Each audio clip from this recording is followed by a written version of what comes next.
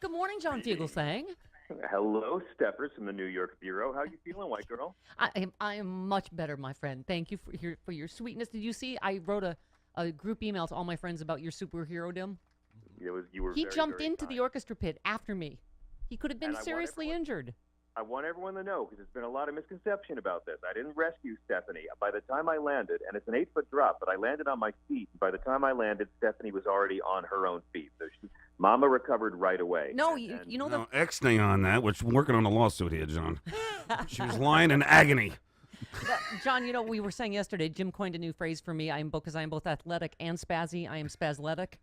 Oh, lovely. Yeah, the doctor backstage said if I wasn't so athletic, it would have been a lot worse. But I realized that I landed on my feet. I stayed on my feet. That's why I think I tore something in my knee. I thought I fell, but I didn't. I landed like a cat. It was quite a drop. Yeah. The bottom of my feet and my legs were so sore the next day. So it's all testament to how healthy and strong you are, Mama. And the challenging thing was getting the audience settled down afterwards. I came out and I assured them that you'd be back on your back in no time. Thank you so much. Thank you, John. I yeah. appreciate that little whore Actually, joke. what I did was I Thank got you. on stage and my opening line, Rick Unger. God bless Rick Unger, by the way, the unsung hero of our show, because he opened the show, brought you out, and then he came out and did panel with us, and he brought me out to calm the crowd down. And my opening line was I said to the crowd, I hope you guys all enjoyed Stephanie's impersonation of Debbie Wasserman Schultz's political career. And they were some good Democrats. They laughed, and then we had a party. You know what? Being my ecclesiastical mook, that was God repaying me for the Carly Fiorina joke I did about the orchestra pit when I first got on stage. I made a joke about it, and God got me. Thing. Frangela was great. Unger came out and joined us in panel, and he was great. And for all those folks that came to see you, after the end of the show still ran 2 hours. There were only 3 requests for refunds of the whole audience. And usually when Stephanie's there, it's in the dozens. Hey, that's very sweet of you. John, you're just, you know what? We're back to normal. Tragedy plus time has equaled comedy. And that's fantastic. Oh, sorry. Hey, listen, they got my best 15 minutes ever. I could have died. It would have been fine. I went out on a big laugh. Well, the reason why it was so tragic, seriously, is not just because you could have gotten hurt, but because Stephanie Miller was crushing it. Your new material on Melania Trump was so freaking funny. Oh. They were roaring. I mean, someone had to have filmed it. They were really going crazy, and it was a great set. I'm so excited to see you finish your material tomorrow night. Look what I have. Look what I'm making. Listen. It's a dress made entirely of bubble wrap. It'll be fantastic. We can all pop this later at the meet and greet. It's going to be fantastic.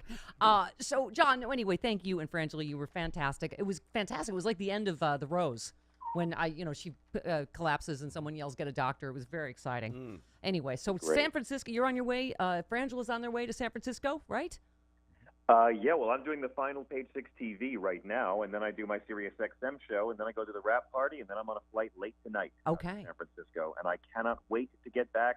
5 years since we played the city, and it's going to be a really great show at the Herbst Theater tomorrow night. What a beautiful venue. Yes, Bob Seska, our celebrity guest on panel. The Rachel Maddow's daddy and mommy will be there. It's very exciting. All right. Oh, and you tweeted, "Stop being shocked at Clint Eastwood. You act like you never saw an 80-year-old man talking to his stool." Yeah, he said we're a C generation, right? You know, I'm not really sure. Yeah, well, I want to be part of the generation, too. How do I sign up for that? Yeah, That's a lot what's more wrong with fun than that? the Pepsi generation, if you ask me. It's really, really sad. Clint Eastwood is one of the greatest American directors ever. I think Unforgiven might be the best movie of the last 25 years. I think he deserved the Best Actor Oscar for Million Dollar Baby. And, you know, he's not a racist, but, you know, he's an ignorant racist. I mean, he can say these things, and I'm sure that, you know, we didn't have the word racism back then. Well, you didn't have the word misogyny. You didn't have the word child abuse back then. Right. We, the species, are obliged to get better with each passing generation. You know, for Clint Eastwood to say that racism, I mean, it's like Duck Dynasty level ignorance, and I kind of think that Medgar Evers or Emmett Till would have a very different take on what it was like than the white heterosexual male Mr. Eastwood. Yeah, for people that hadn't heard, he's calling out the C generation. That's us. For being too politically correct. Says anyone offended by Donald Trump's histories and racist remarks should just get over it. He said Trump is onto something because he's just saying what's on his mind. Yeah. Yeah, and he said secretly, everyone's getting tired of political correctness, kissing up. That's the kiss-ass generation we're in right now. We're really in a C generation. Yeah.